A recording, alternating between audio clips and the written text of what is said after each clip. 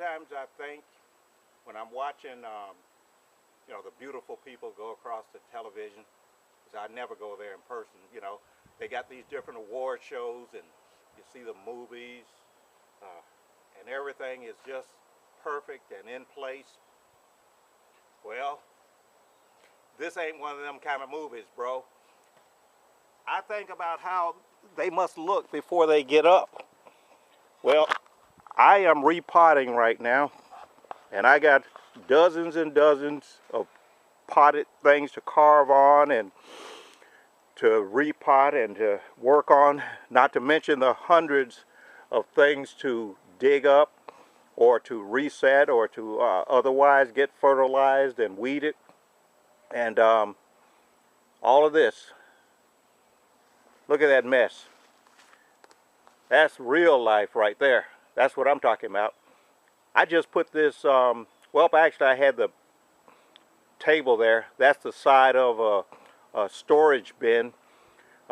It's insulated and it was actually a cooler.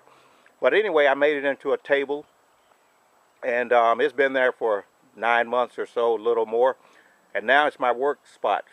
Hey, beautiful place under the plum trees. I'm enjoying it. And even if it starts drizzling, sprinkling a little bit, the trees protect me for a while until they start dripping. But it's a mess, isn't it? There's my little shopping cart a buddy gave me from a thrift store. And you can see I just wired that item right there. Got a bunch of fig trees here sitting up there. Now I just replaced these or positioned these elms right here on this area. That was my little backyard burn pit barbecue grill area, and I wasn't using it anyway, so I just put these elms in here, and boom, Bob's my uncle. You know, there's a little lizard wondering what's going on. Just different things that I've got around here. But again, my point being, I never see people's mess. And I wonder, you know, with all these fine trees that they've got and all of the work that they do, how do they keep things organized and straight? I don't really care, but I'm just showing you my mess. This is real life. This is real life. That's a root over rock that, and I've got a sarissa on it also that I just cleaned up recently, and I may rewrap the roots around the bottom part of that rock to get it cinched up. But it's really on there pretty tight, and that is a contrived rock. I think I have 3 or 4 pieces of rocks there, all the way down to where you see the sarissa right there on the left. And I've got it secured with hydraulic cement, and I may go in there and paint that if I don't see any patina developing at any time soon. But I've got more figs here. That is the top off of that tree right there, and I had dieback, so I carved on it and cleaned it up. But mainly I've been hitting hard my tridents. I got all these trident maples lined up. I rewired this. I was going to cut that down on that petrified rock, but I said, well, let me give it a shot. And so I'm letting that grow out, and hopefully the branches will thicken up toward the trunk a little bit, and it'll give me what I'm looking for. Root over rock tridents in different configurations. There's a root over rock with 3 trees on it. There's a root over rock with 3 trees and a sarissa in it, larger. Trident maple right there, that tree, and the little one right in the middle there, and the one back there, 15 years old, same age. Okay, these were seedlings that I plucked out of the ground from my tree in the front, and that sarissa, that Z-shaped sarissa there, same age as these. That's a different seedling right there, but it's a little bit younger, but it's over 10 years old. And more trident maples that I've worked on or cleaned up. Here, another root over rock that I've reset that. But again, look at all the leaves from my Japanese plum, loquat tree. You just got to take a good look at the roots on that jewel.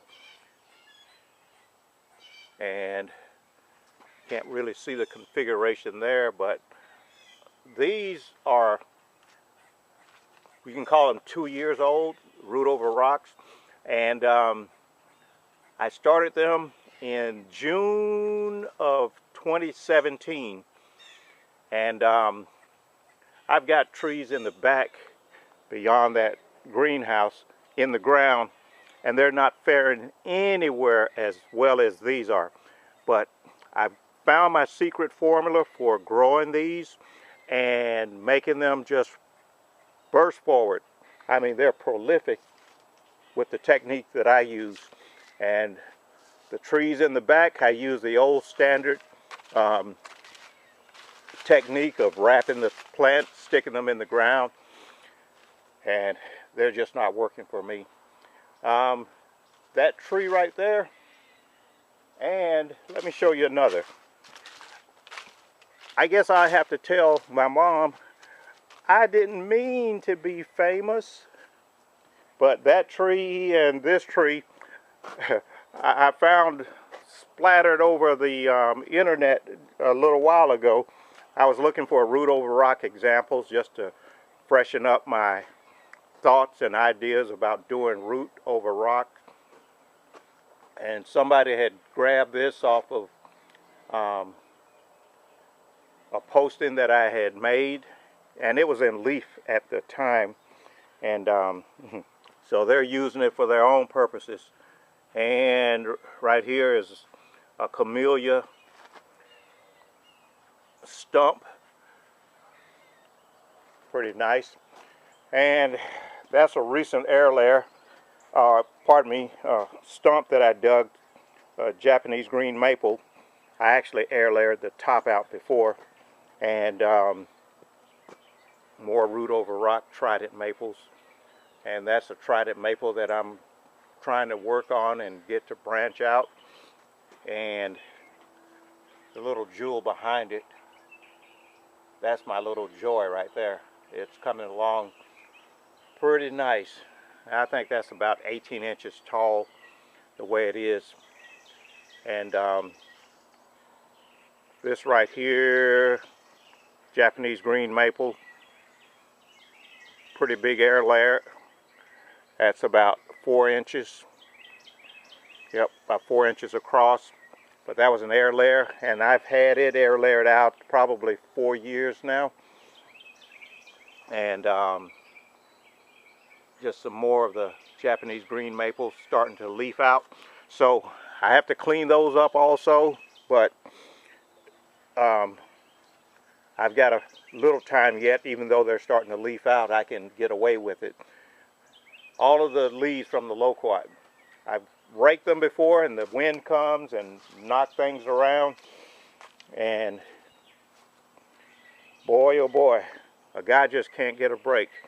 A little trident maple in a cascade form, and Chinese plum, Chinese bird plum right there. I just potted that up a few weeks back. That was an air layer that I took off several years back and have been growing it. Bottle brush. These are the 3 largest bottle brush plants that I have, but I've got small cuttings that I've rooted, you know. But again, I've been grabbing plants a little while ago, a day or so. All of this was filled with pots of different sizes, shapes, primarily of eastern red cedars, and getting ready to clean this up, leaf blow the leaves back toward the fence line, and in a few weeks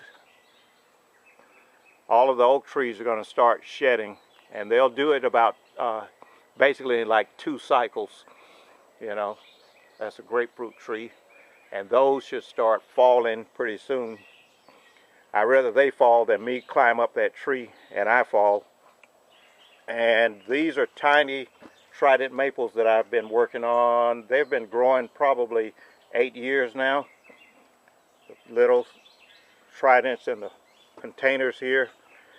You can see I've actually got more under one of the benches in back. And these will continue to grow in small containers like this until I decide to work with them more. So I'll cut them back periodically. And the largest size container they'll be in is this right here, and I think that's about a 5-6 inch container, which is about the same size as a cut down 1 gallon or trade gallon growing pot. So that's about it. Nice little sarissa. Japanese green maples, and I plan on air layering the tops out of this to reduce that whole group there down to probably no more than 18 inches, but probably a little shorter than that.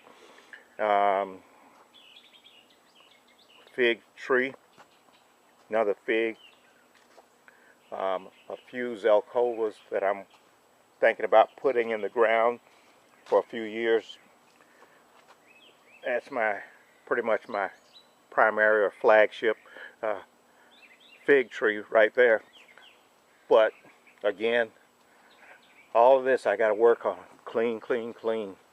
I had rooted starters out here. All of these little colored crates had items on it. I even moved some off from the ground and moved them back to their growing places.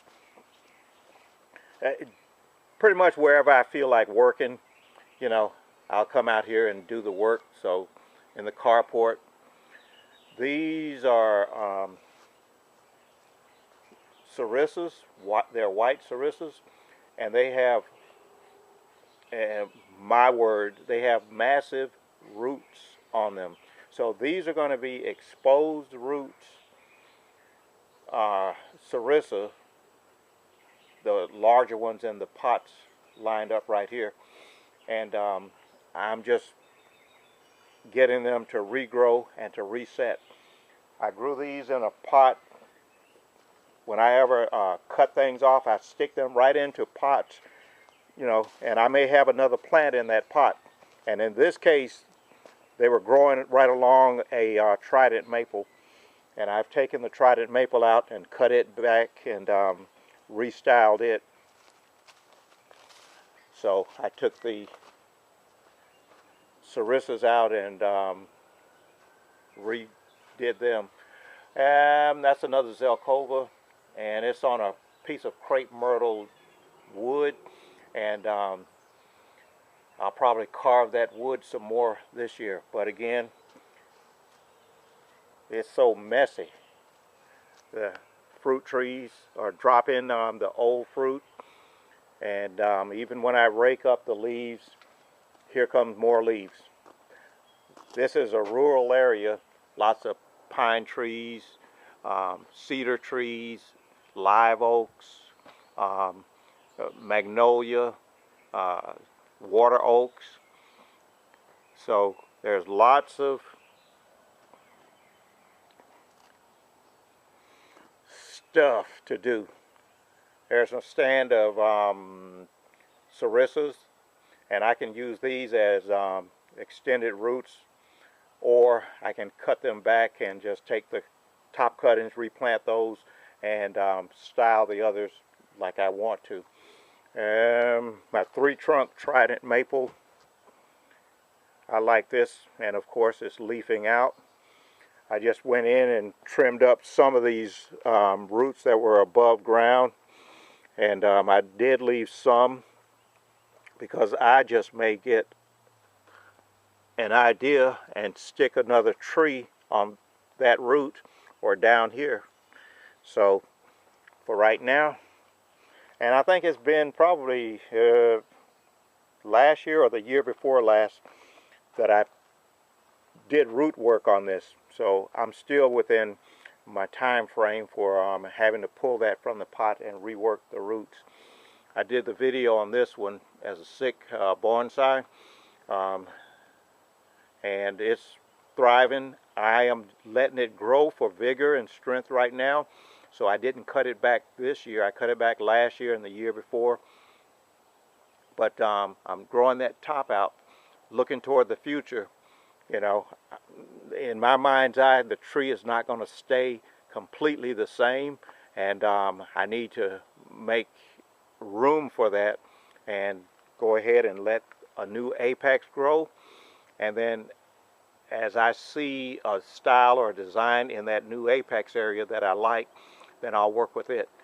Part of the thing was this tree was more conical shape, and I did not like that. I didn't want to cut the lower branches in anymore at the time, so I'm growing the top out to make it more of a domed shape. And again, you may hear it 1,000 times, but every time I come around here, I'm going to say it. This is the top out of this tree, and that top was rooted cutting, and the size of the vertical trunk was about the original size at the base when I cut it, which was about 2 1/4 inches thereabouts, and it rooted. I just picked up my first little tiny, teeny tiny Kingsville boxwood. So I'm going to plant that in the ground, let it grow for a few years, and then work with that. But you see all of this? Leaves everywhere from the trident maple, and you can see the pots that are up in there. So I'll be checking those here shortly. And I've got bud swelling already on this tree, so I've got to get up there pretty quick. And then I'll be air layering out some of these verticals that you might see here and there. And my plan is, I'll not count this year, but 5 years hence, to have a stump and out of the ground. So I'll have to see how things go with my air layering this year. If I get off everything that I want to get off of there, then I'll go ahead and start cutting this down. You can see the lower branches here. I cut it back before, and you can see where I've taken a large air layer out right there. And,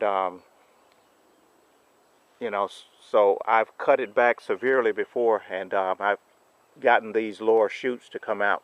So the tree is still, you know, it's not so woodpecker pecked that there's no buds or the ability for the tree to back bud later on.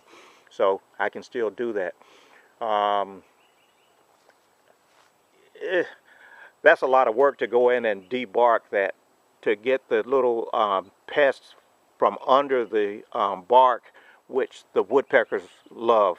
Okay, so that's why the woodpecker comes, because the little beetles and the different bugs that may harbor themselves in the flaking bark attracts the woodpeckers.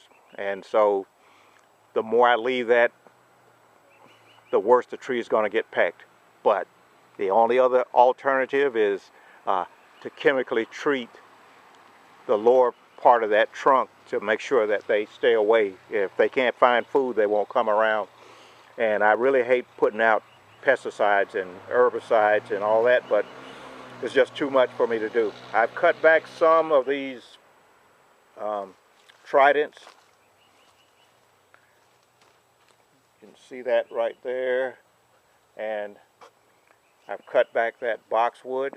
That's just a Korean boxwood, nothing special. And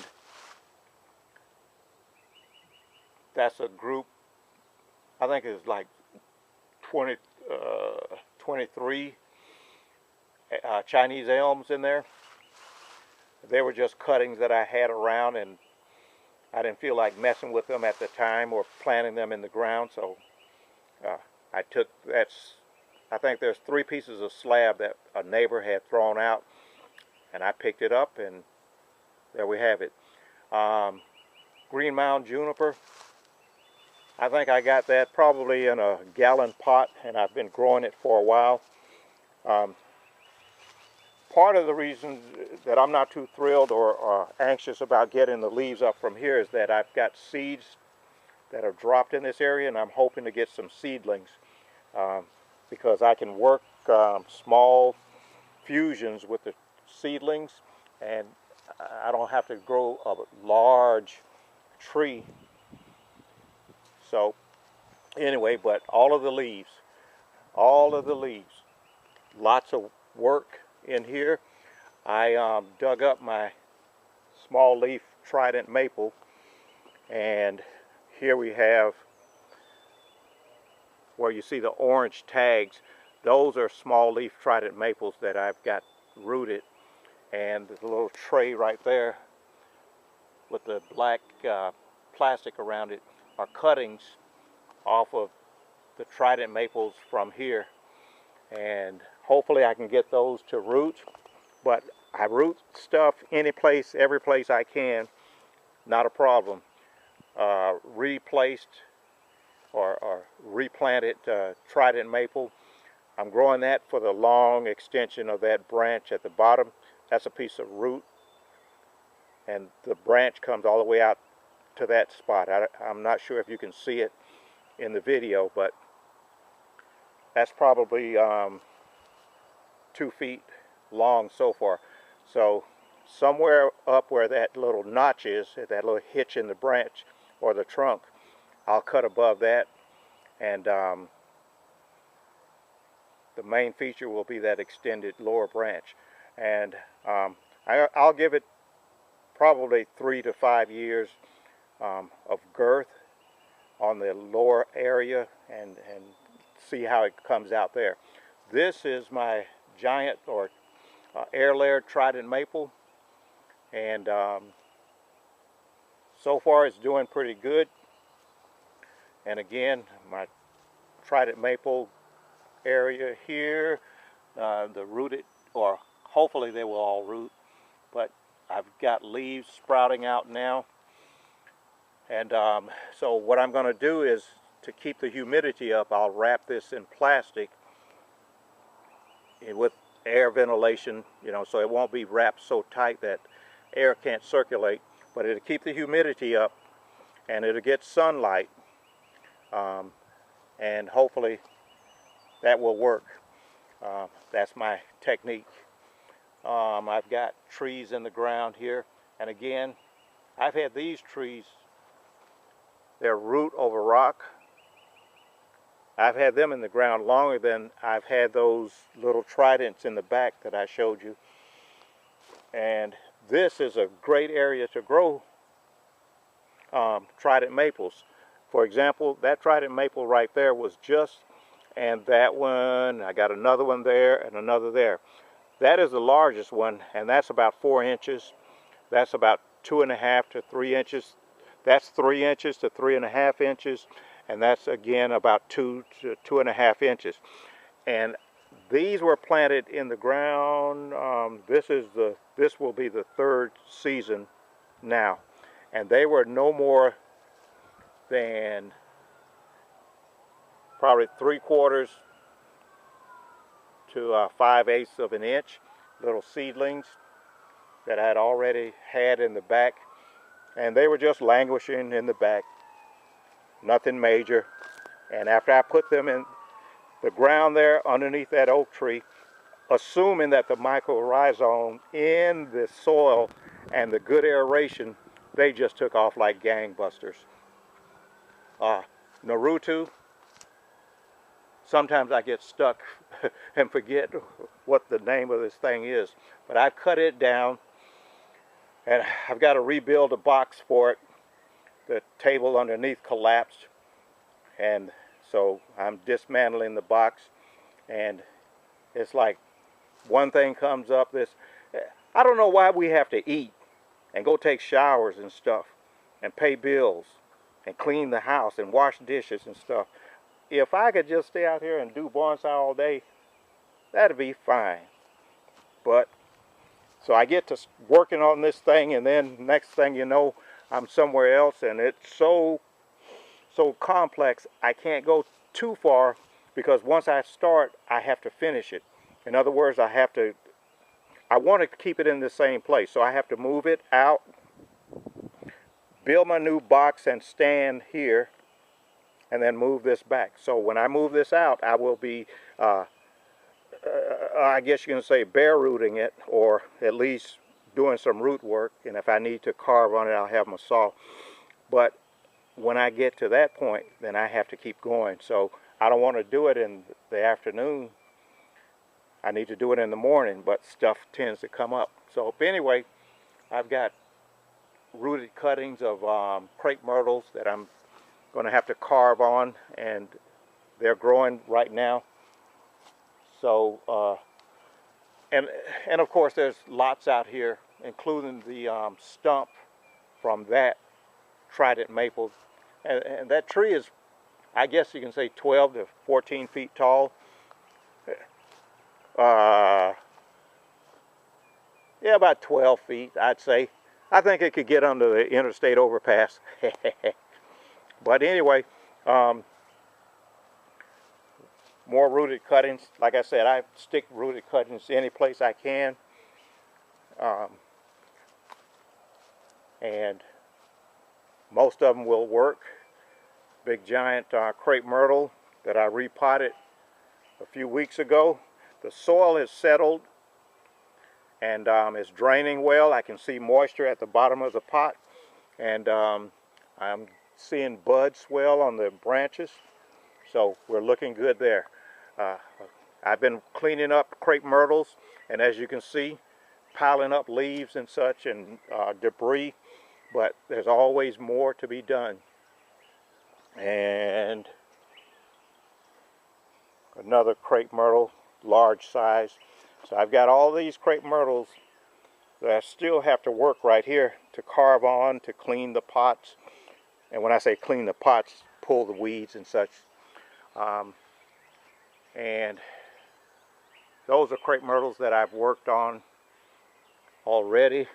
Let's see if I can get a better position.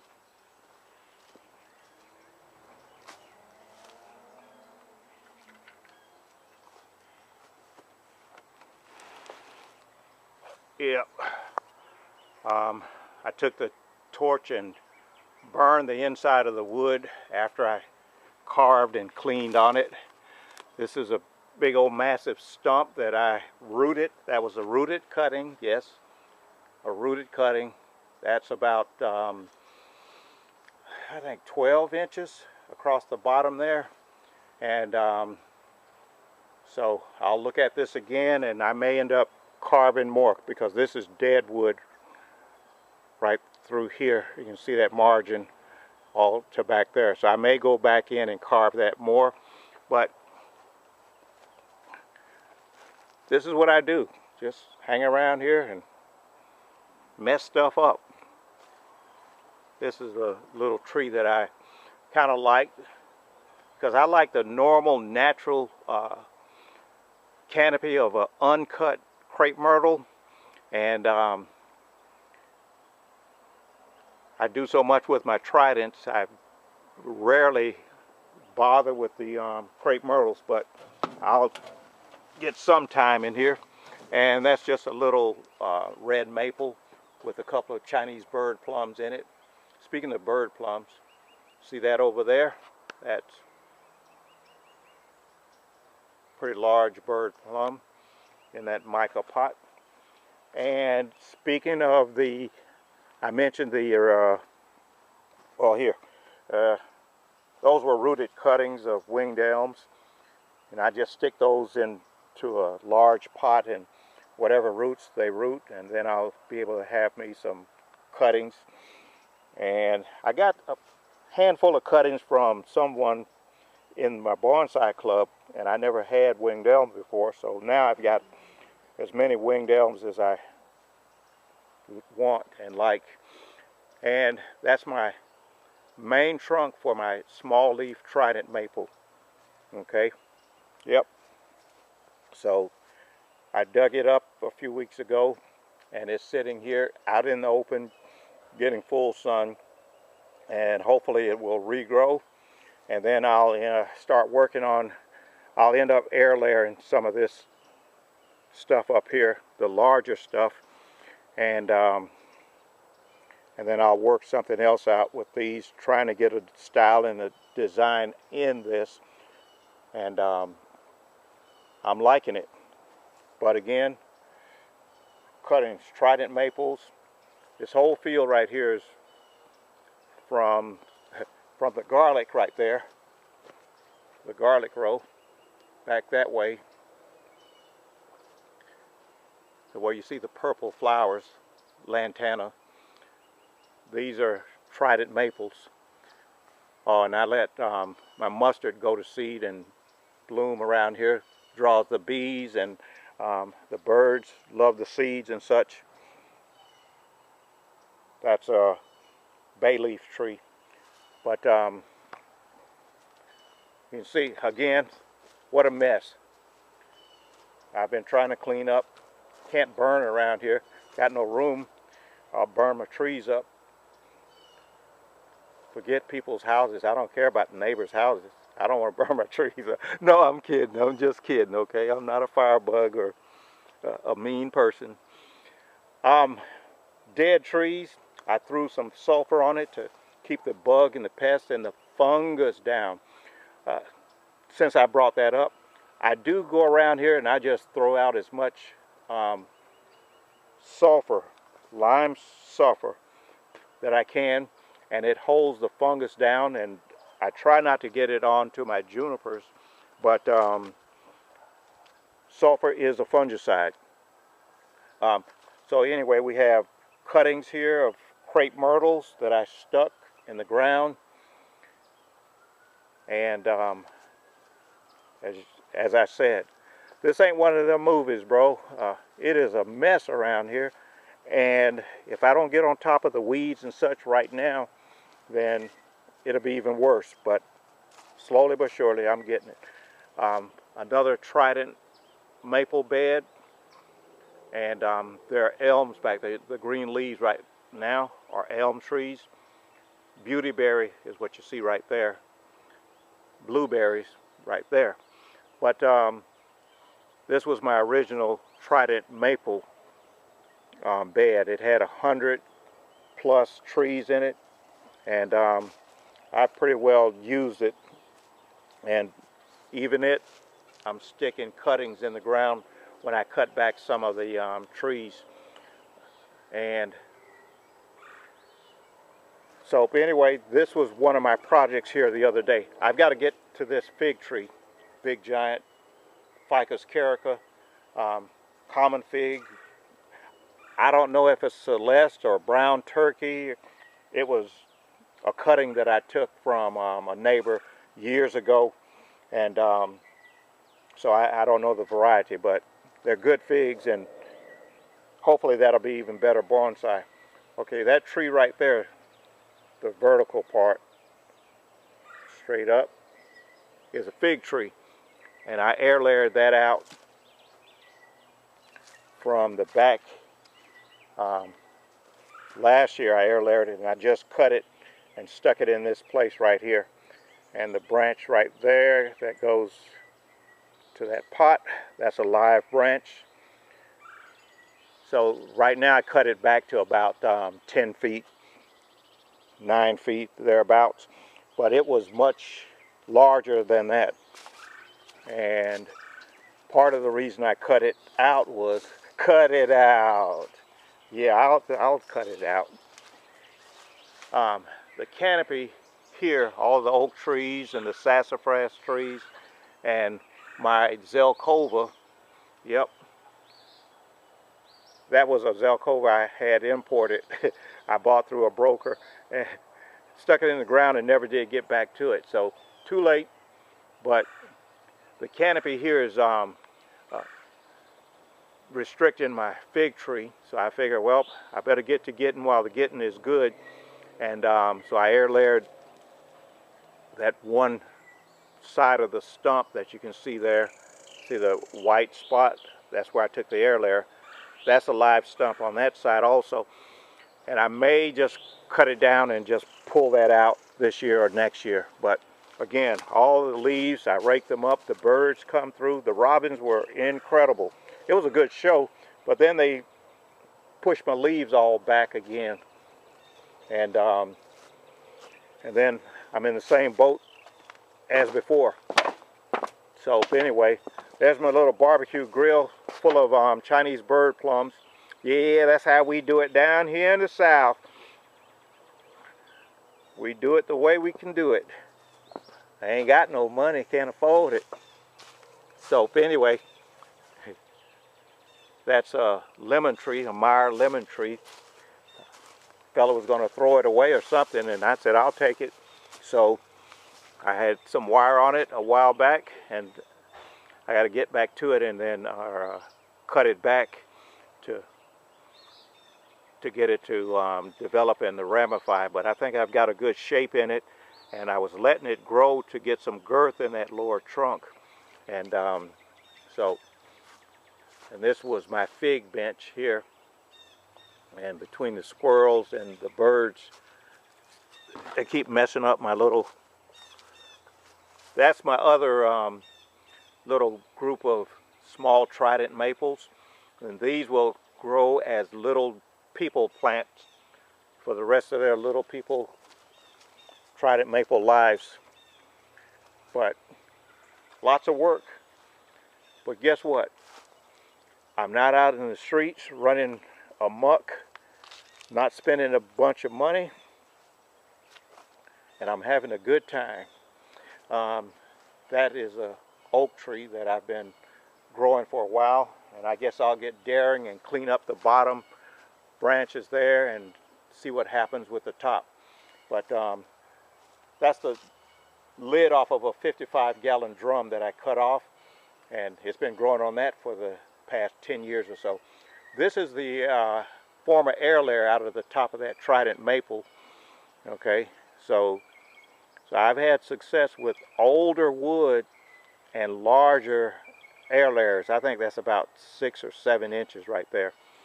So the main thing is you want to go vertical, get something that's growing vertical more than horizontal or at an angle.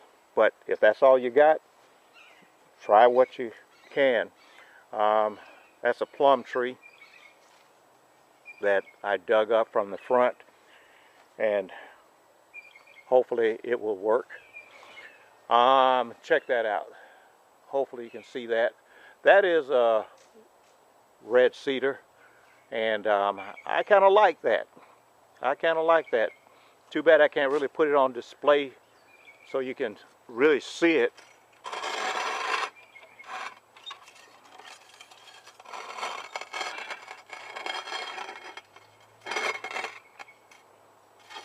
But so anyway, it came out pretty good. That one branch is going up. It's got wire on it, but I guess when I moved it over here, I bumped it.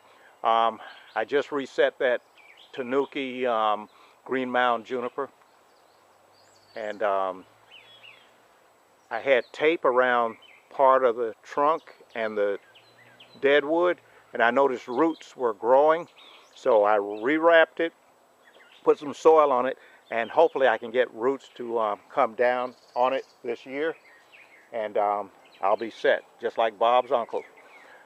More trident maples, root over rock, that I reset here recently.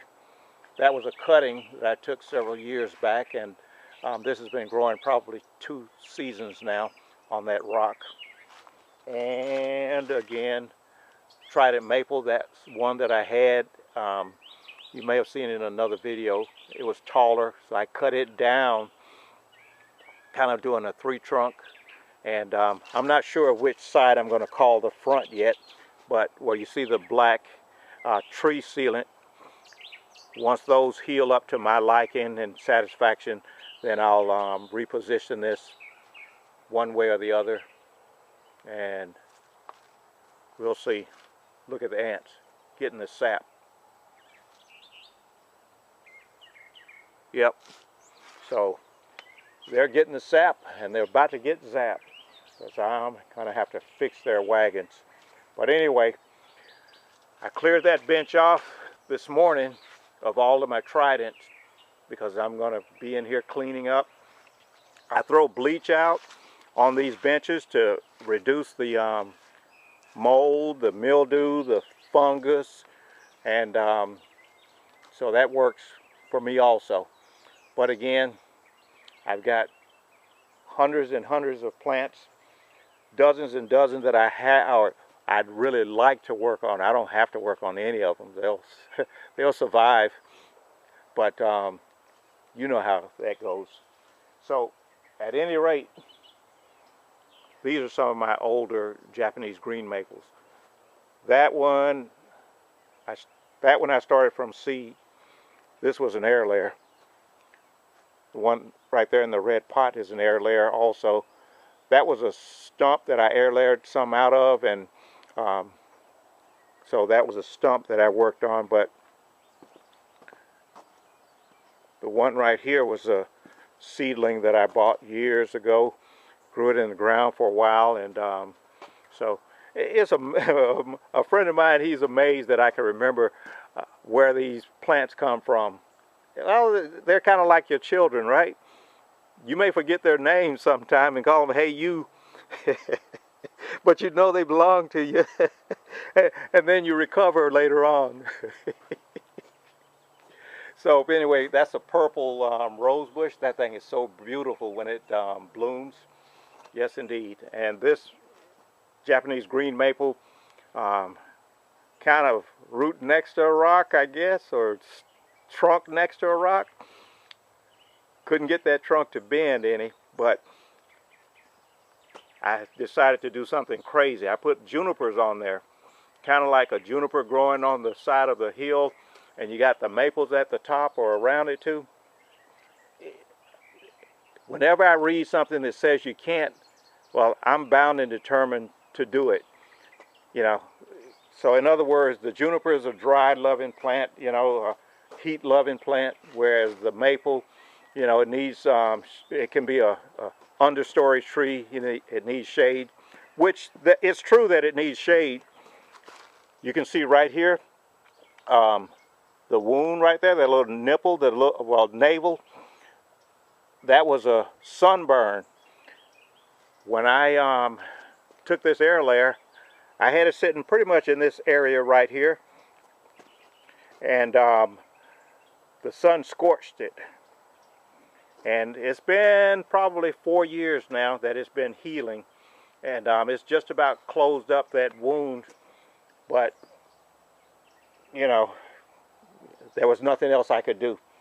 I did what I could, and I protected it, turned it away from the sun, kept it good and moist, and shielded it as much as I could, and it's still alive. So anyway, like I said, I didn't mean to be a celebrity. I didn't mean to be a hero or star. That tree right there, plastered over the internet in leaf. So, well, anyway, at least somebody think that I'm doing okay. I just repotted this, by the way, and you can see the soil is mounded up high. Most of that should come down to about that point right there to expose more roots. I just wanted to get everything reset and restabilized, and to keep it good and moist until it resets. And then the normal erosion from my watering and such will take care of that. And this, I'm loving this more and more every day. That comes off of my main trident in the front yard as a cutting, and I can see old pictures of it when I had maybe in this whole place back here and that little patio table, I might have had a dozen plants, and there was a yard back here instead of a grove. And it was just a pitiful looking little thing. But since I took it off of the other tree, and then I've got the rooted piece off of that, this, you know, to me is kind of special, because it's the third part of that same tree directly. In other words, not the seedling, which I've got lots of seedlings from that tree. You know, it's kind of special because I was able to make it grow, even just learning trident maple specifically. I mean, I've been growing plants pretty much all of my life. I'm an old geezer now, so we'll just leave it at that. And so growing plants isn't intimidating to me. Killing plants, it's almost like, well, I can't kill my brother. So I can kill plants, I won't go to jail. But I'm not afraid to experiment and to try new things. So, but I'm not going to pay $200-300 and go experimenting with a plant now. But I learned by doing, and that's why I do the large air layers. That's why I do the different things that I do, and seem to get away with it. In other words, a big air layer survives more than 2, 3, 4, 5 years, you know, and it doesn't die on you after, you know, a year or two. So treating it right after the air layer is important also. But anyway, I was just showing you, I may have some pretty and beautifully made up bonsai or pre-bonsai, but oh, the mess it takes to get there. All right, this is a real deal. Later.